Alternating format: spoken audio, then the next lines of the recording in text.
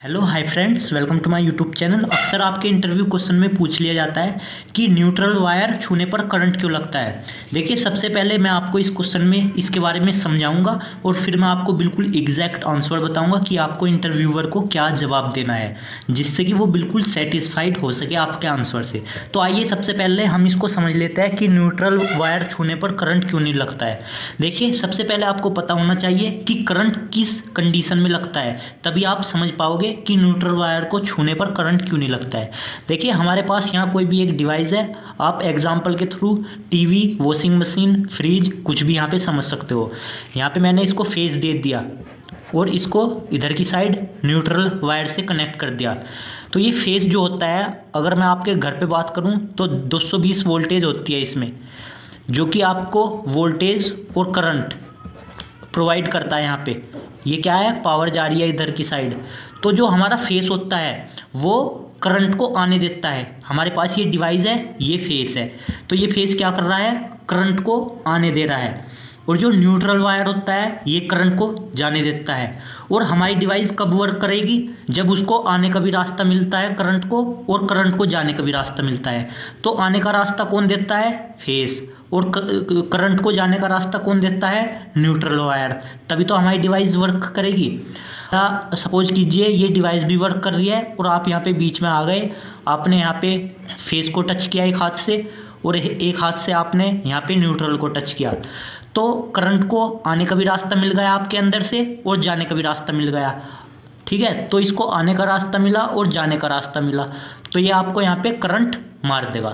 क्योंकि करंट तभी लगता है जब करंट को आने का भी रास्ता मिलता है और जाने का भी रास्ता मिलता है। आने का रास्ता फेस देता है, जाने का रास्ता यहाँ पे न्यूट्रल देता है। देखिए, आपने देखा होगा अपने घर के पास में जो आपकी लाइन जा रही होती है, वहाँ पे चिड़िया बैठी रहती होती है फेस पे, तो उनको करंट क्यों नहीं लगता, उनको करंट इसी वजह से नहीं लगता, उनको आने का रास्ता तो मिल गया। जो यहाँ पे करंट है उसको आने का रास्ता तो मिल गया, लेकिन चिड़िया के अंदर से जाने का रास्ता नहीं मिल पाया क्योंकि वो ऊपर ही बैठी हुई है। लेकिन हाँ, अगर वो यहाँ पे है, उसका एक पंख यहाँ पे कनेक्ट है और एक पंख यहाँ पे न्यूट्रल पे कनेक्ट हो जाता है, तो करंट को आने का भी रास्ता मिल जाता है और जाने का भी रास्ता मिल जाता है, तो उसको यहाँ पे करंट लग जाएगा।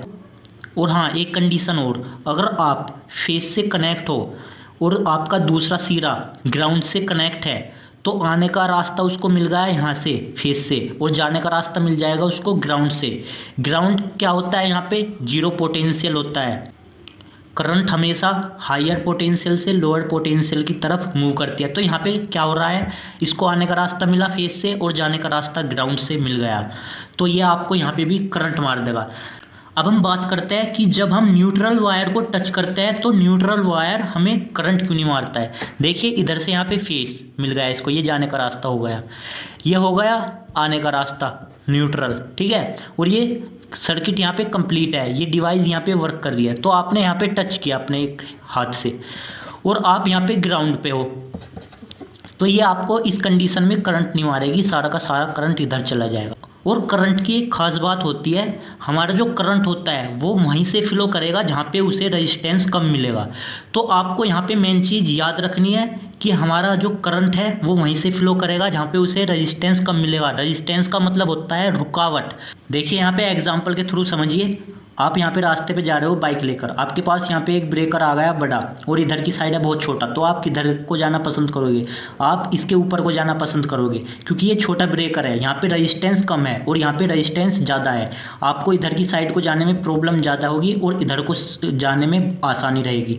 तो करंट का भी कुछ यही है, हमारे यहाँ पे जो करंट फ्लो होता है वो कम रेजिस्टेंस पे फ्लो होता है। और जो न्यूट्रल होता है हमारा, ये न्यूट्रल वायर कहाँ से आता है, ट्रांसफार्मर से आता है। जो आपके घर के पास में जो ट्रांसफार्मर होता है वहाँ से ये आता है। इसके ऊपर मैं एक सेपरेट वीडियो बना दूंगा, बस अभी आप यहाँ पे समझ लीजिए, ये यहाँ पे ट्रांसफार्मर से आता है। और इस न्यूट्रल वायर को हम वहीं पे ग्राउंड कर देते हैं, जिसको हम यहाँ पे ज़मीन पे कनेक्ट कर देते हैं। देखिए, इसका जो रेजिस्टेंस होता है वो लगभग 8 ओम होता है, ठीक है। और जो यहाँ पे जो इंसान होता है, इसने यहाँ पे एक हाथ से कनेक्ट किया, इसको पकड़ा यहाँ पे और ये ग्राउंड से भी टच हो रहा है, तो इस बंदे का जो यहाँ पे रेजिस्टेंस है वो लगभग 1000 से 10,000 के बीच में होता है, तो इसका रेजिस्टेंस यहाँ पे क्या है, ज़्यादा है। तो करंट किधर को जाने की कोशिश करेगा, इधर को जाने की कोशिश करेगा, क्योंकि इसको रेजिस्टेंस कम मिल रहा है यहाँ पे, तो करंट इधर को फ्लो होता रहेगा, जिसकी वजह से इसको करंट नहीं लगेगा यहाँ पे। तो आपको इंटरव्यू में यही आंसर देना है कि जब हम न्यूट्रल वायर को छूते हैं तो हमारा रेजिस्टेंस 1000 से 10,000 के बीच में होता है, जबकि न्यूट्रल वायर का रेजिस्टेंस 8 ओम के लगभग होता है, 8 ओम से 10 ओम के बीच में हो सकता है। अगर आपको ये वीडियो इन्फॉर्मेटिव लगी है तो प्लीज़ लाइक कीजिए, चैनल को सब्सक्राइब कीजिए, क्योंकि मैं इलेक्ट्रिकल इंटरव्यू से रिलेटेड क्वेश्चन को यहाँ पे अपलोड करता रहता हूँ। Thank you friends for watching my video.